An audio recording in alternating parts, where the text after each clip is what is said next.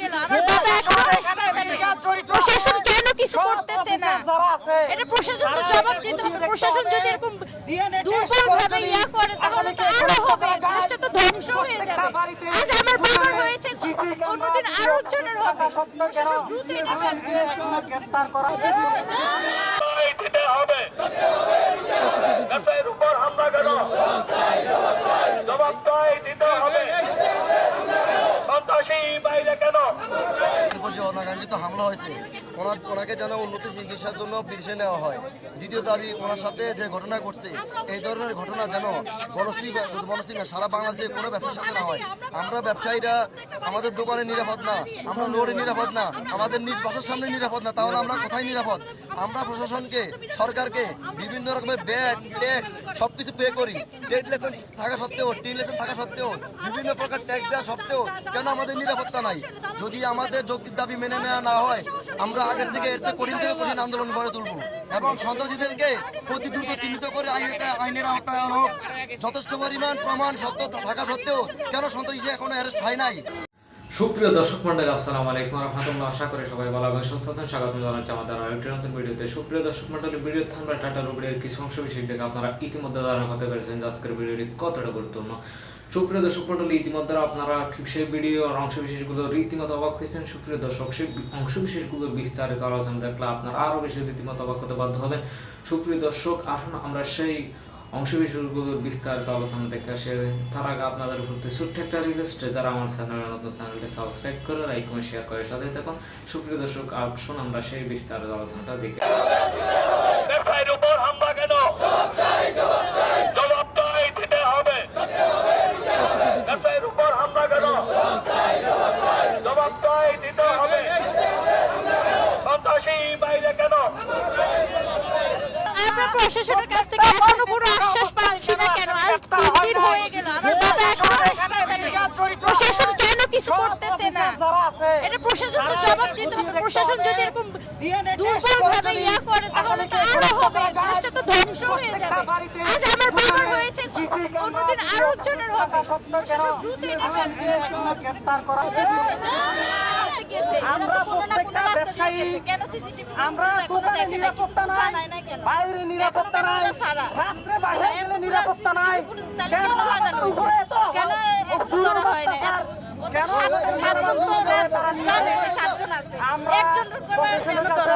অতি সুষ্ঠু পরিমাণে আমাদেরকে সহযোগিতা করবেন।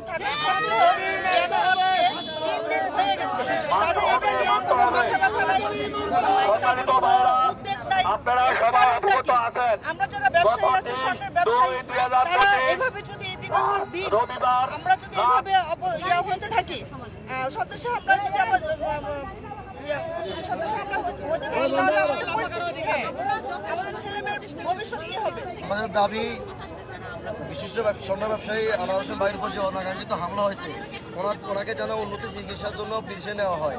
দ্বিতীয় দাবি, ওনার সাথে যে ঘটনা ঘটছে এই ধরনের ঘটনা যেন বনশ্রী না সারা বাংলাদেশে কোনো ব্যবসার সাথে না হয়। আমরা ব্যবসায়ীরা আমাদের দোকানে নিরাপদ না, আমরা রোডে নিরাপদ না, আমাদের নিজ বাসার সামনে নিরাপদ না, তাহলে আমরা কোথায় নিরাপদ? আমরা প্রশাসনকে, সরকারকে বিভিন্ন রকমের ব্যাগ ট্যাক্স সবকিছু পে করি।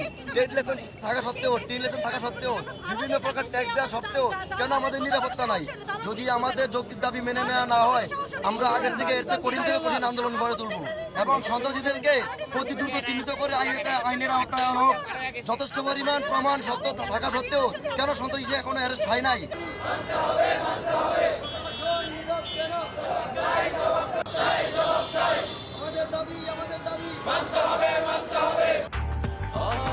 ব্রেকফাস্ট, টিফিন কিংবা স্ন্যাক টাইমে মজাদার আয়োজন মানে অল টাইম ব্রেড। 3 দিন হয়ে গেছে, এখনো কোনো সন্ত্রাসীদের কোনো খোঁজ খবর পাওয়া যাচ্ছে না। পুলিশরা এখনো পর্যন্ত কোনো তথ্য দিতে পারতেছে না।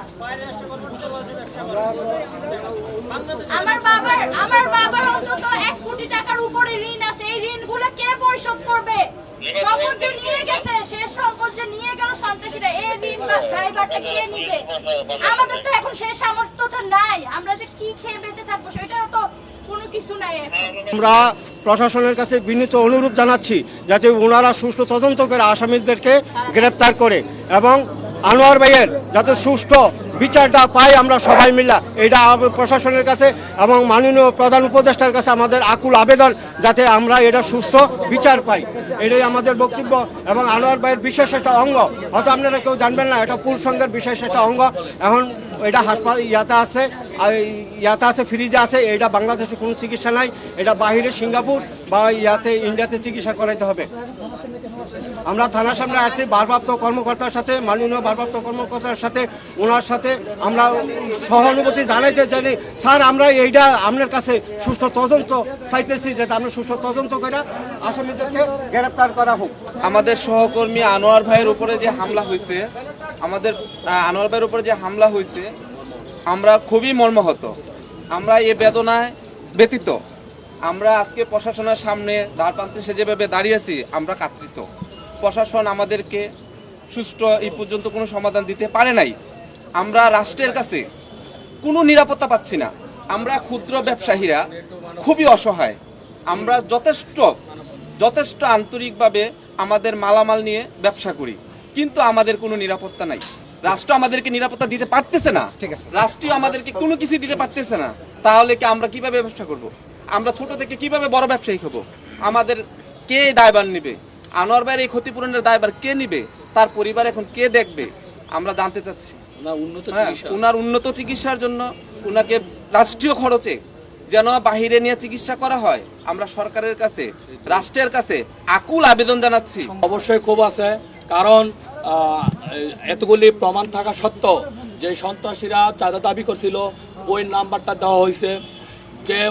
যে হুন্ডা দিয়া আনোয়ার ভাইয়ের উপর হামলা করা হয়েছে, 3টা হুন্ডার নেমপ্লেট আছে, তারা কারা মালিকানা, ওই মালিকানা চিহ্নিত করা গেলে সন্ত্রাসীদের অবশ্যই গ্রেপ্তার করা সম্ভব। সেই সাথে বাড়ির যে কেয়ারটেকার দারোয়ান, সে কিন্তু এটার যে সাথে সে সংশ্লিষ্ট, তার কার্যকলাপে ইতিমধ্যে প্রমাণ হয়েছে এবং আমরা যতটুকু জানতে পারছি সে গ্রেপ্তারও আছে।